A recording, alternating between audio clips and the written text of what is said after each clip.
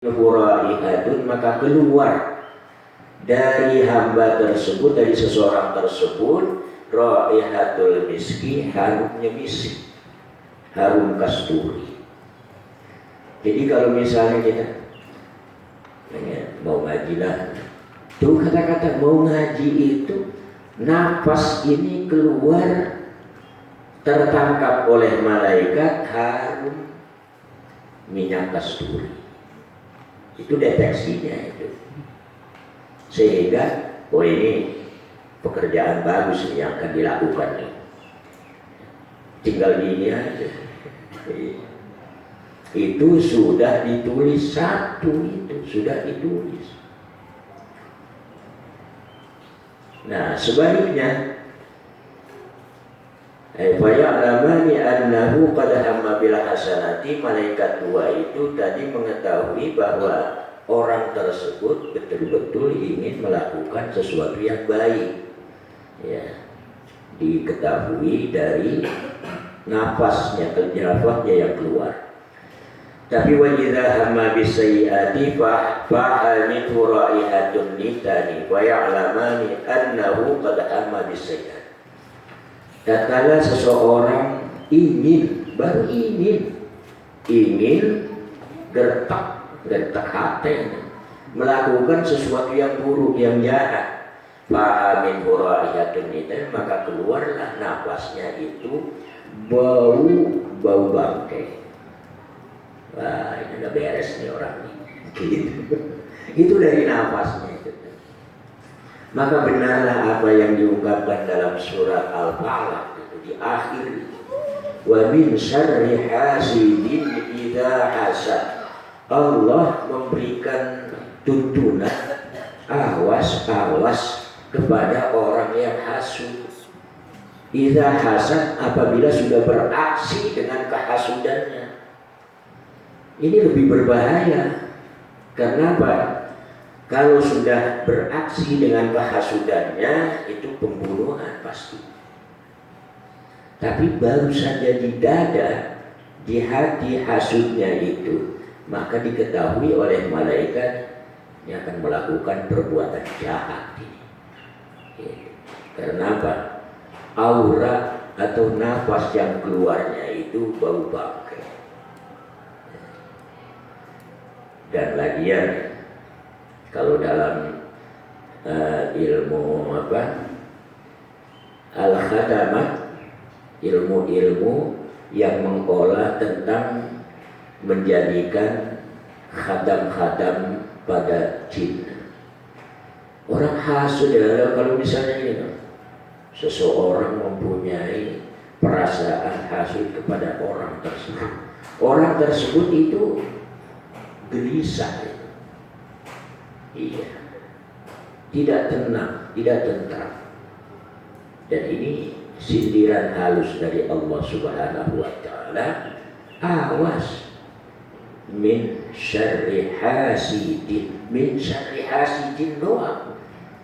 Kejahatan dari orang-orang yang hasud, perasaan itu bisa nembak kepada orang lain, menjadikan orang lain itu tidak tenang, tidak tentram. Apalagi kalau sudah beraksi kita hasad, itu bisa kirim santet, bisa kirim orang untuk membunuh seseorang. Nah, ini yang disebut ketajaman malaikat betapapun tidak tahu, tetapi dia tahu lewat nafasnya itu sendiri. Pernah pada suatu saat seorang sahabat lagi sholat meludah di depannya. Lalu oleh Rasulullah ketahuan, karena Rasulullah itu belakangnya aja bisa seperti depan. Bi khalfihi ka'amami ru'yatun sabatat. Belakangnya Rasulullah itu bisa melihat, kayak gitu. Ada yang meludah, lagi sholat meludah ke depan. Nah, beres sholat, Rasulullah berpidato, mengeluarkan hadis, kemudian itu berbicara atau menerangkan kalau mau meludah ke kirilah. Karena Masjid Madinah itu masih berbentuk pasir, bukan tegel begini, bukan granit begini, baru pasir. Jadi kalau meludah langsung ditanam. Lah ternyata meludah ke depan itu ada saudaramu katanya yang tidak terlihat. Itu malaikat itu. Nah, disinilah akhlak Islam itu bukan hanya berhubungan dengan yang empiris, yang fisik, yang terlihat, juga kepada yang tidak terlihat. Itu akhlak dalam Islam. Kamu di takrib deh ya, di takrib itu kan ada seorang tidak boleh kencing atau berak di bawah pohon yang rindang, biasa tempat untuk meneduh orang. Gitu. Seseorang tidak boleh kencing atau berak di tempat-tempat jagal. Jadi kalau di itu masuk akal untuk orang meneduh tatkala ada hujan, untuk orang bernaung tatkala ada terik matahari. Tapi kalau dijaga tulang belulang mulu. Ternyata Rasulullah menjelaskan karena tulang belulang dari hewan yang halal itu adalah makanannya saudara kita yang tidak terlihat, yaitu kucing. Dan tidak boleh berak sembarangan di tanah-tanah yang menganga itu telak kan.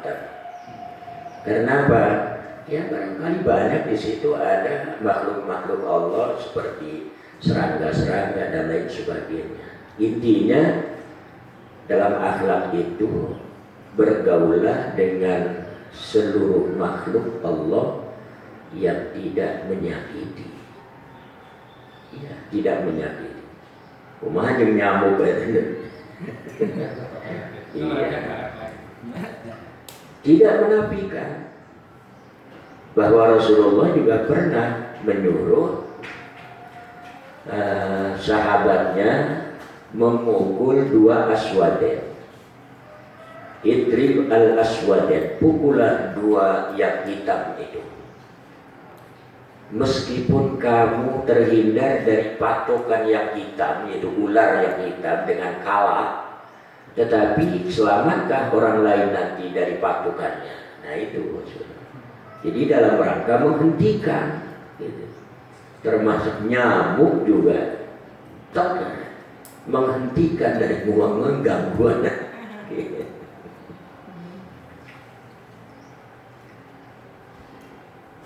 Dan ini nanti bisa dikopi ini maja fil hafidina al-kiram al-katibin alaihi wassalam. Hadis-hadis yang menunjukkan adanya hafidin, malaikat-malaikat penjaga, pengraksa yang mulia, al-katibina yang mencatat keduanya, ya. Katibin. Bandingkan antara orang hidup dengan orang mati. Orang hidup tidur di pagi sampai sore tidak terganggu oleh semua. Tapi orang mati baru saja pukul 11 itu sudah banyak semut-semut yang naik, semut-semut yang masuk ke si mayit itu sendiri. Karena apa? Sudah ditinggalkan oleh penjaganya. Ya. Jangan dikira kita terlepas dan kita selamat daripada orang-orang itu. Tahu orang-orang gaang. Ya. Kita terlepas, kita terhindar karena kita dijaga. Orang-orang atau gaang apabila masuk di telinga kita, bukan main. dia itu bukan masuk sekedar masuk, tapi begitu tuh. Dia sakit lah katanya. Iya. Nah katanya ini adalah saya punya teman namanya Umri. Dia itu tidur sembarangan di bawah sinar patroma. Dan ternyata ada gaang yang masuk ke telinganya. Waduh, itu setengah hidup itu betul-betul. Iya. Untung ada yang bisa. Ternyata bawang merah itu, bawang merah campur dengan bawang putih, kemudian diperet itu, mundur dia keluarnya. Iya. Hewan itu bukan semut, gaang. Iya, kalau nggak gaang yang suka malam-malam di dekat itu. Bawang ini dimasukkan pada lamak, kemudian dipercepkan ya, China. Ya, baik. Jadi paling tidak itu nanti kajian tentang malaikat nanti satu lembar dikopikan di kitab Qatrul Ghais, bagian pembahasan malaikat, supaya kita beriman kepada malaikat. Ternyata malaikat itu adalah penjaga, pengeraksa, pemelihara kita.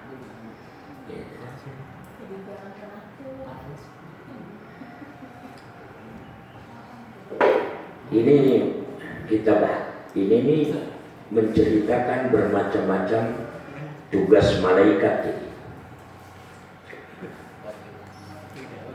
Ada sekitar beberapa ratus tugas malaikat. Nah ini berarti dua nih ya checklistnya. Kita sudah beriman kan ya. Ya, meskipun imannya hanya iman global aja. Tahu imannya yang 10 aja udah gitu. Iya, tetapi tidak merasakan bahwa malaikat itu adalah sang penjaga kita, sang pengeraksa kita. Wasyu'batu salisatu al-imanu bil kutubi bi an tusaddiqa bi annama anzalallahu ala anbiya'ihi minal kutubi wahyun minallahi mustamilun ala ahkamihi wa akhbarihi. Cabang iman yang ketiga adalah beriman kepada kitab-kitab Allah. Dalam Aqidatul Awam dijelaskan kitab-kitab Allah itu ada 104 yang wajib diketahui, ada 4, yaitu Taurat, Injil, Zabur, dan Al-Quran. Bi'antu saddika, dengan engkau mempercayai bahwa sesungguhnya ma anzalallahu ala anbiya'ihi, apa yang diturunkan oleh Allah kepada para nabinya, minal kutubi, dari beberapa kitab-kitab terdahulu dan terakhir Al-Quran, itu adalah wahyu. Apa yang disebut wahyu itu? Isyaratun khafiyatun musri'atun. Itu wahyu. Wahyu itu adalah isyaratun, pemberitahuan yang cepat, tetapi sifatnya tersembunyi atau rahasia, sehingga seorang yang mengalami dituruni wahyu, yang sebelahnya itu tidak merasakan, tidak tahu. Itulah yang disebut khafiyah itu. Dan ini sering dialami oleh sahabat-sahabat Rasulullah. Tatkala itu Rasulullah menyampaikan ada ayat-ayat Al-Quran, ketika datangnya nggak tahu, ketika Jibril datangnya itu tidak tahu. Tahu-tahu disampaikan hanya oleh Rasulullah. Dan Allah dalam menyampaikan wahyunya ini ada 4 bagian, ini ada 4 macam cara. Yang pertama adalah melalui malaikat dengan rupa yang asli, yaitu pada waktu Rasulullah menerima wahyu pertama kali di Gua Hira, itu dengan malaikat langsung asli, rupa aslinya. Yang rupa aslinya menurut riwayatnya yang diceritakan oleh Rasulullah, yang disindir oleh Imam Bukhari dalam Mabda'il Wahyinya itu nggak kelihatan kepalanya. Kepalanya justru berada di atas sana, mempunyai 600 sayap, seperti manusia, bukan seperti manusia. Yang kedua, Nabi melihat rupa aslinya itu adalah malaikat Jibril di Sidrat Al-Muntaha ketika Mi'raj.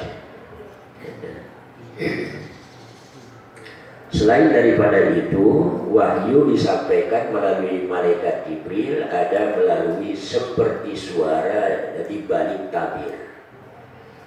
Cuma suaranya aja terdengar, dan ini katanya memang yang terberat bagi Rasulullah karena saking berisiknya, padahal orang di sebelahnya enggak dengar apa-apa. Sampai Rasulullah bisa mengeluarkan keringat dingin. Dan yang ketiga, wahyu disampaikan pada Nabi itu dengan malaikat langsung dengan menyerupai manusia. Itu tadi di askalin mukhtalifatin hasanatin, itu dengan bentuk-bentuk yang berbeda-beda dengan bagus. Dan yang terakhir, dihujamkan langsung dari Allah kepada malaikat, kepada Nabi Muhammad. Jadi ada 4 itu. Itu ada di dalam ayat-ayat Al-Quran.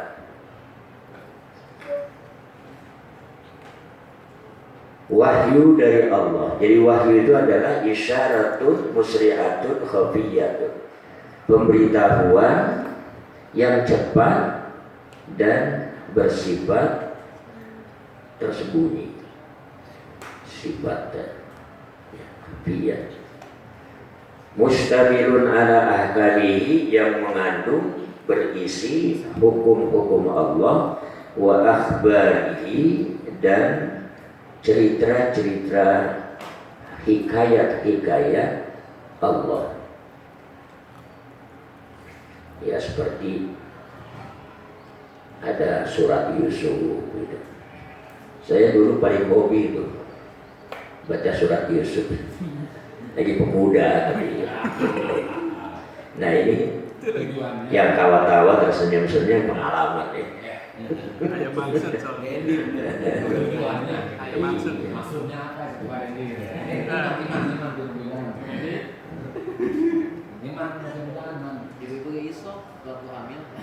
Ada cerita-cerita Nabi tempo dulu, dan semuanya itu cerita-cerita diceritakan itu dalam rangka mendidik.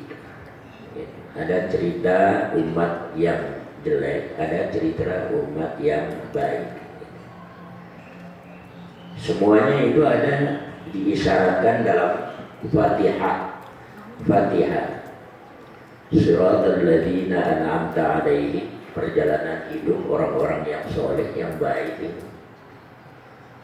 Ghairil siratal ladzina an'amta 'alaihim ghairil maghdubi 'alaihim waladdallin, bukan pula jalan hidup orang-orang yang tersesat, orang-orang yang jelek, orang-orang yang salah, orang-orang yang tersesat.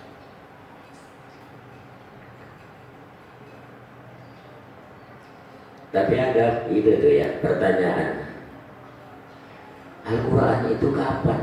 Al-Quran itu kan dulu.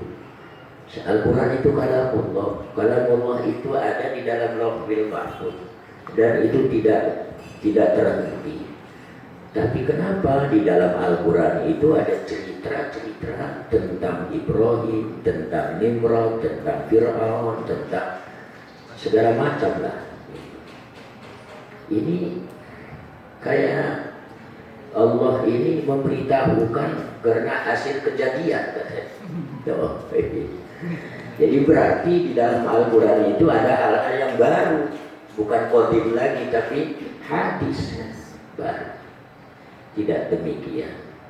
Pengetahuan Allah itu tidak terbatas pada waktu, tidak terbatas pada ruang, dulu dan sekarang itu sama pengetahuan Allah itu. Dan ketika menurunkan Al-Quran, di dalam Al-Quran itu ada cerita-cerita tentang orang-orang yang baik dan orang-orang yang jahat. Itu adalah skenario yang telah ditetapkan lebih dahulu sebelum lahirnya manusia-manusia itu.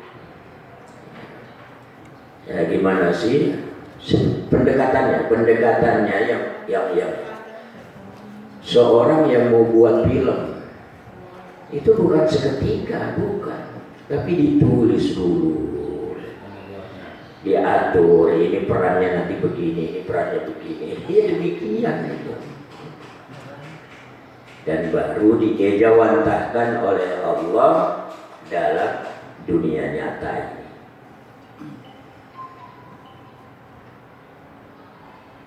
Wasyubatur rabi'atu bi'an tu'mina bi'annal anbiya as-sadiquna fima akhbaru bihi anillahi ta'ala. Cabang iman yang keempat, hendaknya kamu beriman bahwa sesungguhnya para nabi shadiquna itu benar. Benar ini benar dalam dan benar luar. Satu ning perasaan dan perbuatan. Shadiquna benar bima akhbaru bihi dalam apa yang mereka ceritakan bihi dengan ma anillahi dari Allah Ta'ala. Dan inilah yang kemudian para nabi dan rasul itu disifati dengan sifat siddiq. Benar, betapapun pahit. Wa anna minhum man arsalahum ilal khalqi li hidayatihim.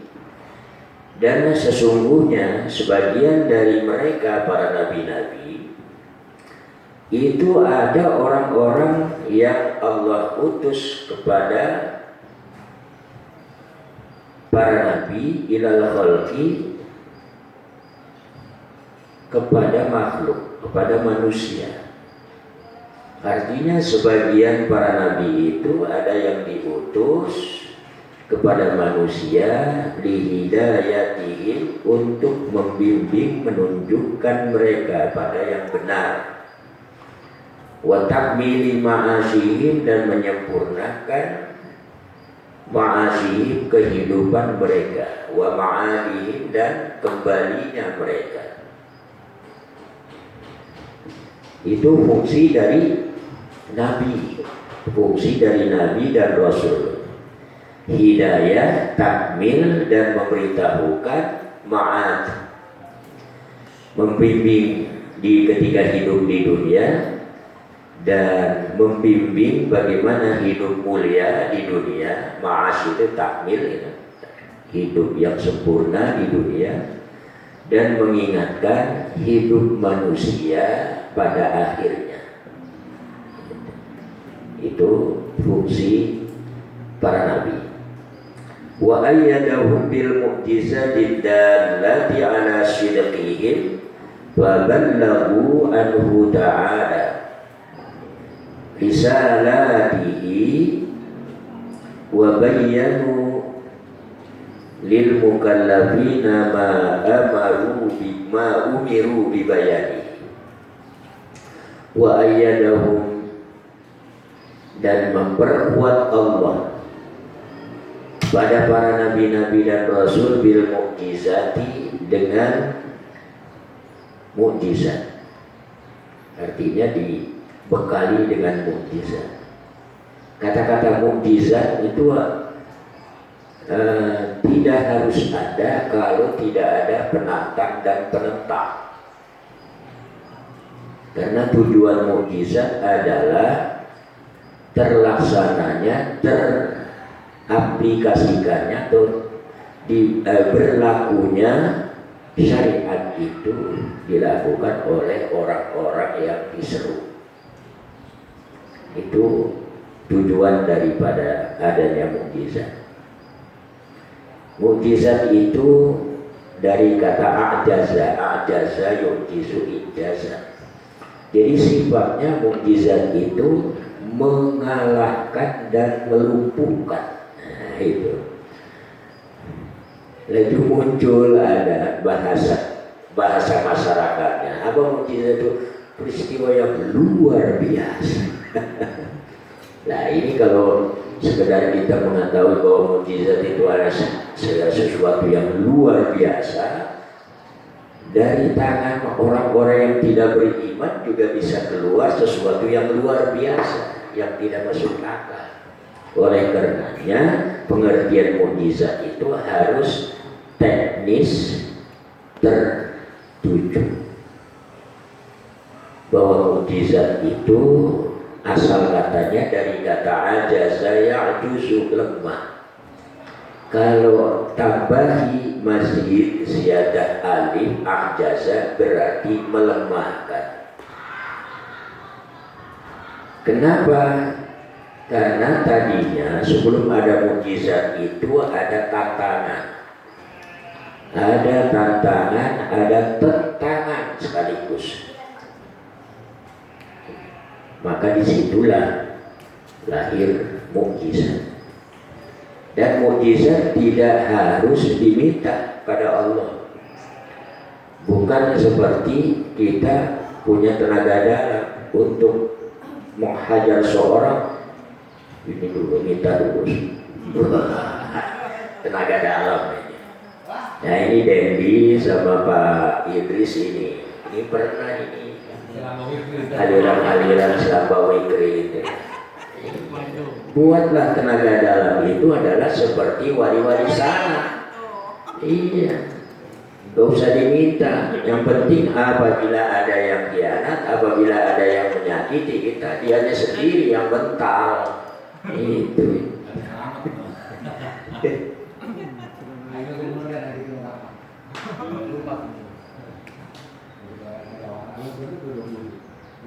Ada lagi yang menunjukkan ala sidqihim, atas benar pengakuan para nabi, para rasul.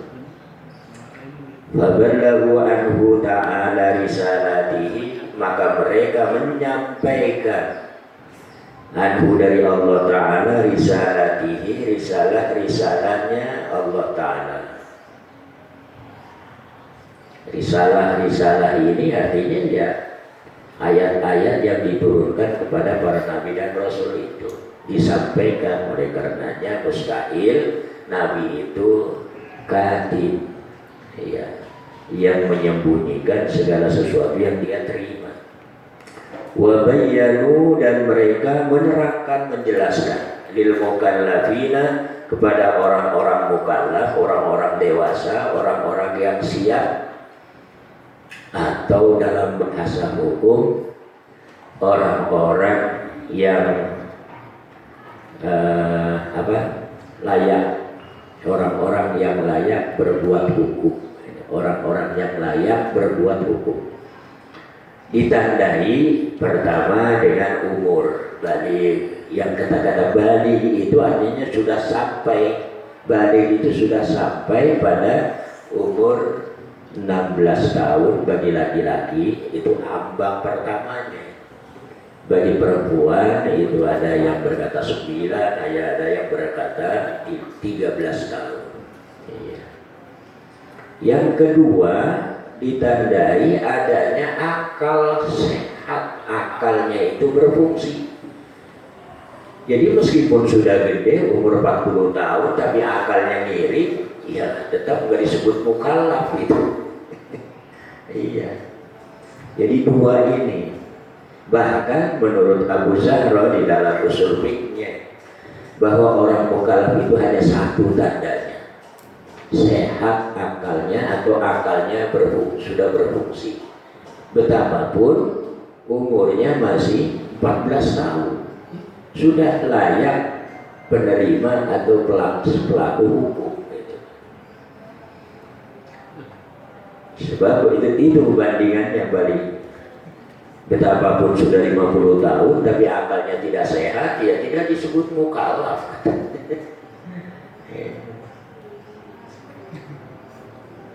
Ma umiru bibayanihi, segala sesuatu yang mereka diperintahkan bibayanihi dengan menjelaskan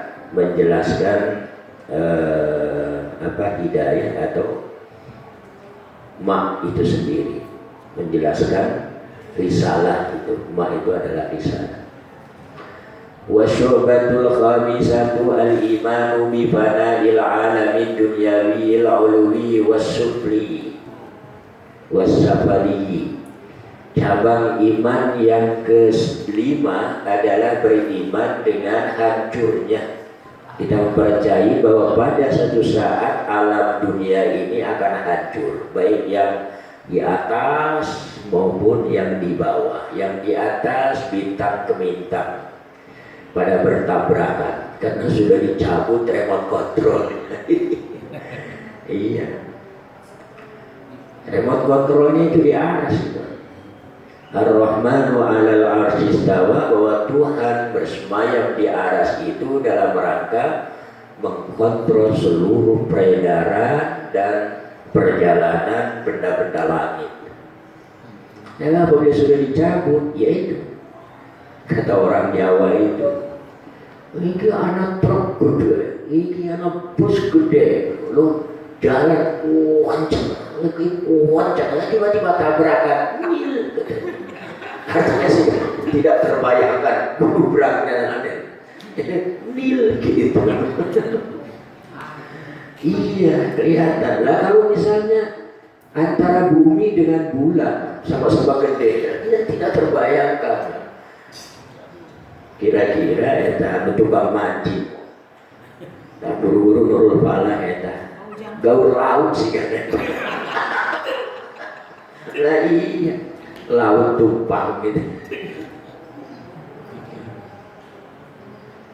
Bifana ila alami dunyawi al-uluwi was-safali, yang duhur, yang di atas maupun yang di bawah. Yang di bawah itu ya lapisan bumi sampai itu keluar.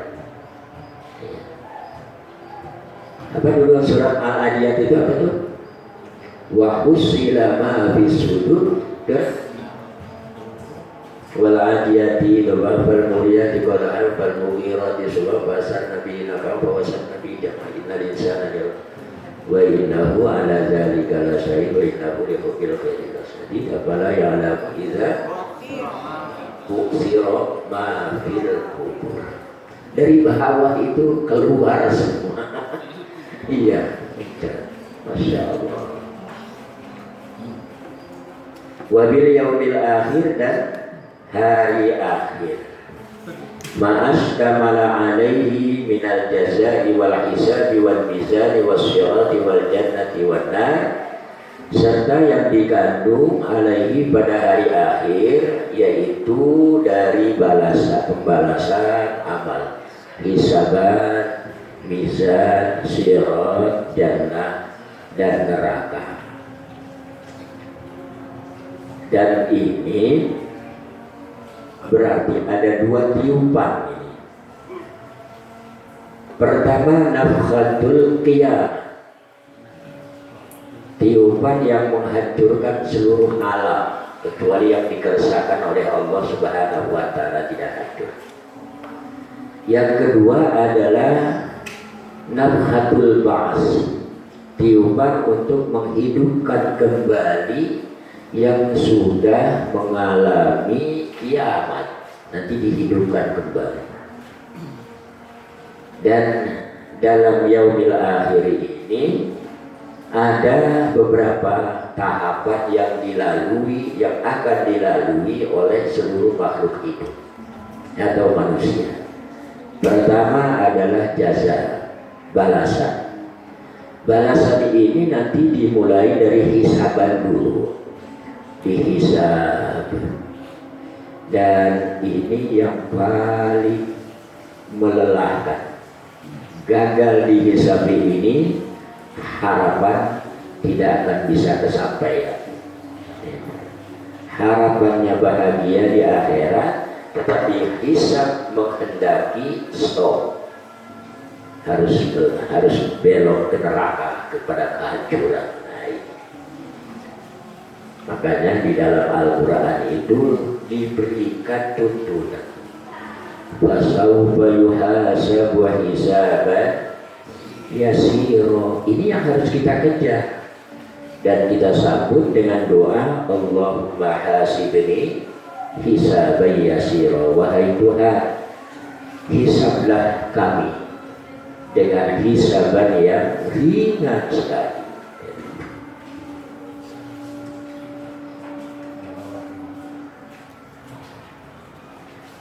Wal mizan juga termasuk hisaban, itu mizan itu yang paling halus ayatannya.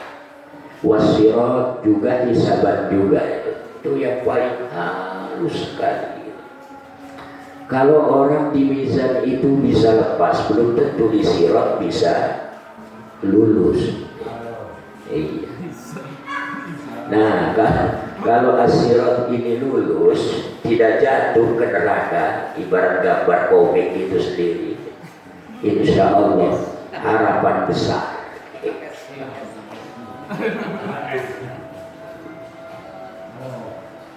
Faqaulun nazim bi rabbihi, maka adapun ucapan kinazim dengan kata-kata bi rabbihi bi fathil kaf, bi rabbika ya, bi fathil kaf, ma'ad fil hari, serta dibuangnya ha. Bi rabbihi. Wa qawluhu wal malaiki bi kasril kafi, dengan kasrah kafna, ma'ahad bil hari, serta dibuang haknya. Malaikat, kan malaikat. Jadi tak marbutoh itu dianggap seperti hak. Kalau hak itu berarti harus ada hak itu merupakan domir harus ada rujuk. Sedangkan tak marbutoh itu dianggap seperti hak tetapi bukan merupakan domir. Dan ini bisa jadi bisa jadi bahaya, bisa jadi menyenangkan tak marbutoh itu. Iya. Jadi maksudnya kalau misalnya sejalan, aku mau ke petir ya, ke Ustaz Syukron, kata Ustaz Temer, iya siap. Kalau Ustaz jalannya, ada nggak tak marbutoh di sana? Nah itu bisa menjadi menyenangkan itu, tapi bisa jadi bahaya dalam rumah tangga. Kehadiran tak marbutoh.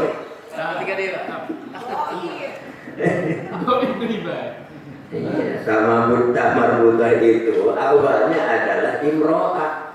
Segala sesuatu yang wanita itu adalah tak marbutoh. Jadi jangan main-main ini kepada tak marbutoh. Bisa stres dia. Gara-gara tak marbutoh. Aduh, demam kan jalan. Wah, kalau babi yaumi bil jari dengan jar ma'a hazbit tanwini, dengan dibuangnya tanwin. Wa biyaumin asalnya ya. Wa huwa afsahu, dan dibuangnya tanwin dalam lafaz yaumi itu adalah lebih bagus. Li idofatiha lil jumlatil fi'liyatil mu'arrabati, karena diidofatkannya lafaz yaum pada jumlah fi'liyah mu'arrabah. Wa yajuzu bina'uha, dan boleh dijadikan binanya lafaz yaum jadi yauma alal fathi pada patah, jadi wabiyauma fi mahalli jarrin, tapi tetap saja mahalnya mahal. Ini genitnya Syekh Nawawi ini. Bicara tentang keimanan. Pelang-pelang karena nahu. Iya, itu genit itu. Apalagi kalau sudah ngaji di dalam Kasifatus saja, waduh. Qala Nadim wallahu a'lam bissawab. Nah, kita checklistnya berapa tuh? 5. Wasobatul khamisatu.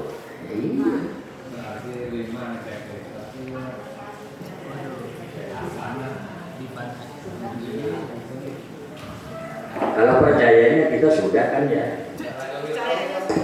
Iya. Yang kelima ini pasti belum. Harus kiamat dulu. Kejadian dulu. Iya. Jadi berarti sudah kita beriman kepada yang lima. Demikian untuk sementara sampai di sini bacaan kitab Wamil Tukian cabang-cabang gimana?